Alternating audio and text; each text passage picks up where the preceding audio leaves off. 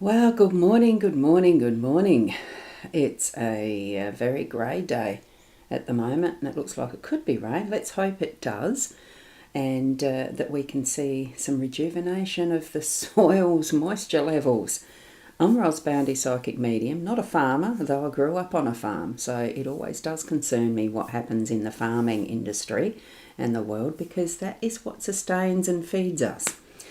Other parts of what is life that feeds us is our spiritual connection. So, what I'm helping you with and guiding you with is bringing that practice of connecting with your spirit guides, your intuition, that gut feeling, so that you can learn more to be able to interpret some of the other tools that we use. More specifically, on these days, today is the Lenormand card deck. And good morning to Sarah. Lovely to see you popping in because I am late, lots late. Had a lovely sleep in this morning. And so what we're doing is reading the cards. So here we go. I've got a spread set out for us. This is the same type of spread that I've used for a number of years. And it is using the Gilded Reverie Lenormand deck by Ciro Marchetti. Here it is. I use the expanded edition. And we have one of the cards from that expanded edition, because with the Lenormand deck there is 36 cards in the regular old-fashioned deck, and many of the types of cards that are created now have extras. And what we've got is the bouquet in the home space, card 9, with the Queen of Spades relating to the playing deck, a normal card playing deck. So you can do a Lenormand reading using a regular playing deck. So Queen of Spades is equivalent to being 9, the bouquet. We've got, that's in the house space, home space. In our theme for the day today, it is the park, and it's the card 20, and we've got the 8 of Spades, which is the relative card for the playing deck, okay?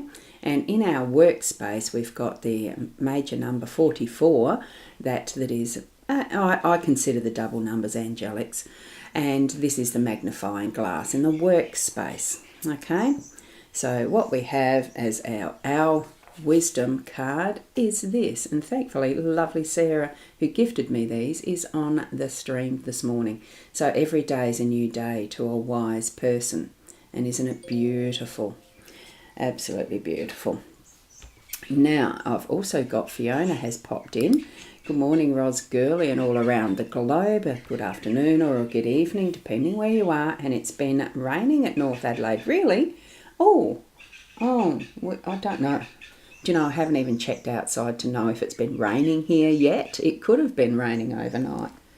Looks like the bitumen might look a bit damp, the road outside my house. Anyway, let's continue onward. I'll zoom into the cards.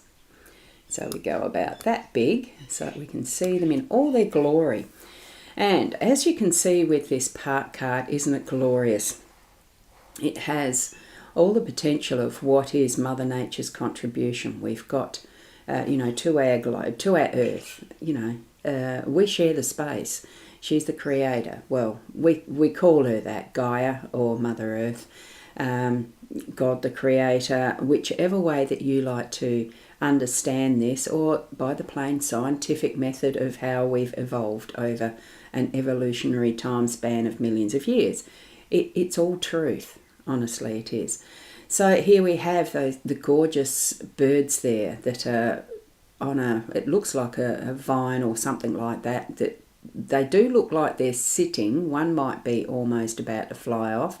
The gazebo that holds this beautiful exotic plant, different places and spaces around the world, the gorgeous canopy of trees that we're viewing this through, pines and cedars and all sorts of trees. I've got no idea what they are, but they are those majestic types of trees, and they could be anywhere around the world. Gorgeous specimens. The wonderful peacock, the lovely statues to bring a more formal aspect to this. It's really organising ourselves within our natural realm. I'm suggesting as our theme today, it is having that influence that we have. Be mindful of the influence that we have with what is our nature. because, the Mother Nature, the connection that we have with it. There is so much that is being destroyed or influenced poorly that is going to affect our longer term well-being moving ahead.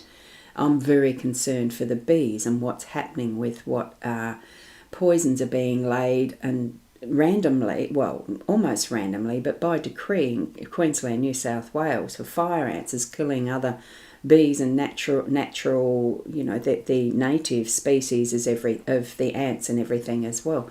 There's so much that we do that is influencing our environment. This looks absolutely beautiful, and we can treat Mother Nature in such a loving way that it is looking after not just the beauty but the functionality of all interconnected parts and pieces of the environment, those microclimates, those microcosms, all of it we need to be aware of. And that's the message that I'm getting. It's becoming more urgent that we do what is necessary to stop what is affecting the longer term health of Mother Earth. And we're going, read up a bit on it. There are many places and spaces that you can see what influence we have and that longer term effect. And it's not just climate change. It isn't that. It is the way that we have our footprint on the earth, especially even on our individual level in our own homes. Okay? And once we do that, when we can really look at the detail of what we're having as influence on our planet, we'll get moving forward in a better way. We've got to act on it. Okay, and we've got Fiona's numerology. We've got a day number of 3 today, and look at the number we've got it as the card's total. It is 11. Now that breaks down to 11 or a 2 if you like to bring the 2 digits together. It can be both. Okay, and those glorious little hearts in the line.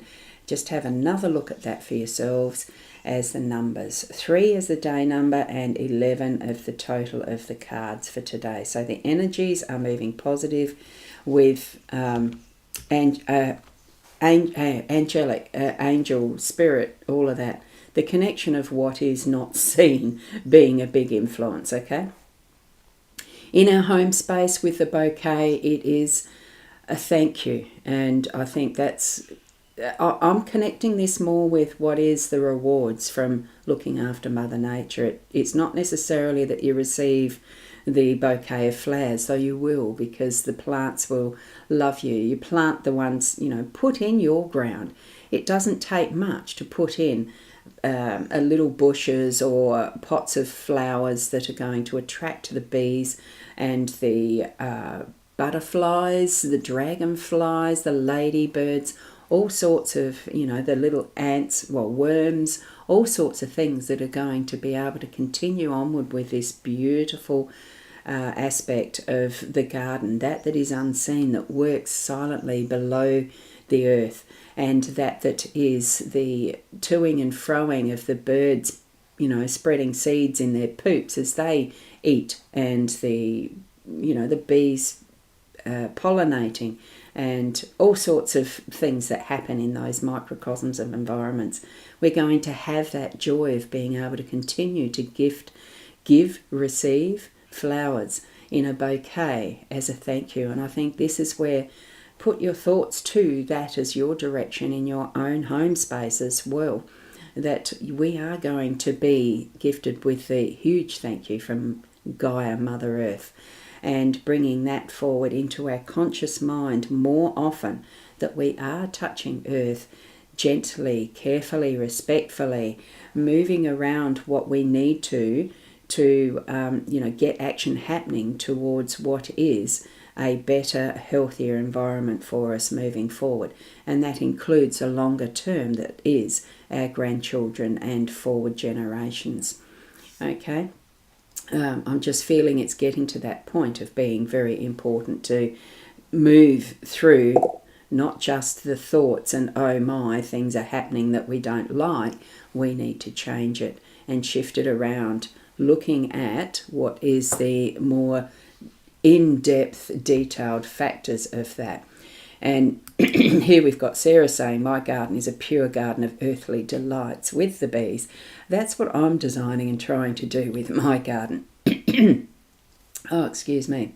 I did decide with my garden to take out the palm trees because they're just so messy, and it makes it so hard to be able to do anything properly underneath them. So I decided to have those removed, and I'll be getting my garden put into more of a state for ease of maintenance, but ease of the continuity of having bees in, more flowered production. The fruit, I've got fruit trees, so I know the bees go to that, and I'm wanting to plant a few roses and some other things, but more a productive of the food base that we eat from, so that not relying on whatever it is that the supermarkets bring in from wherever, that it's not organic, that it's got chemical sprays and all the rest. It's just my thing I'm wanting to move forward with. So looking forward to that with my garden.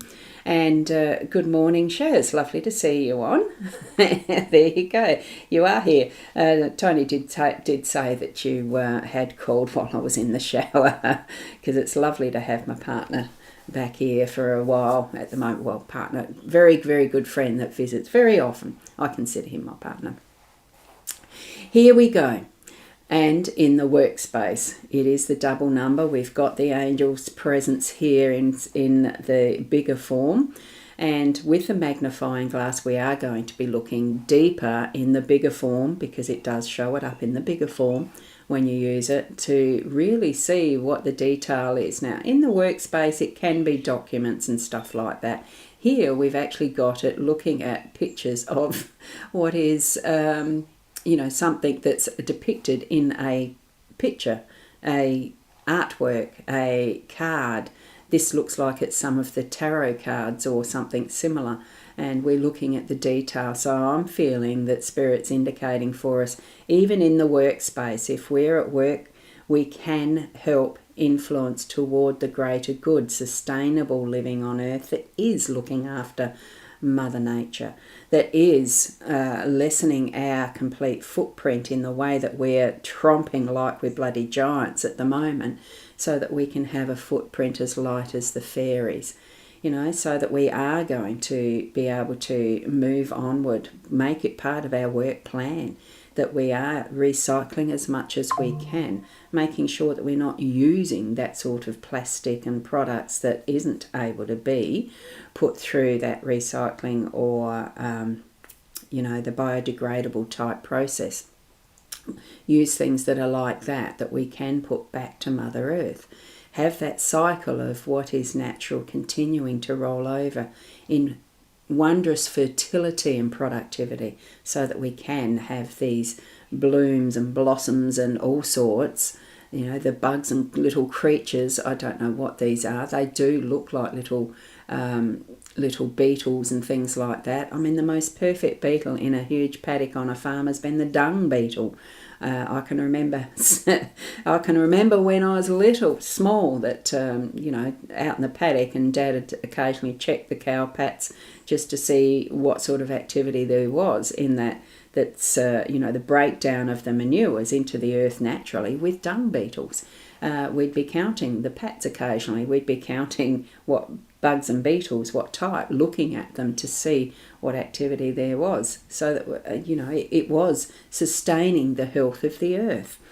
So use practices that are going to, and find, if you don't know what they are, look them up. Just see what you can do in that smaller environment of an office, in the ways that you use things. That's if you work in an office. You might be a agriculturalist or herbologist or whatever the terms are. The farmer. Let's just use a farmer. In whatever way you might be an outside worker and have the full realm of an aspect of influence that is really good for us.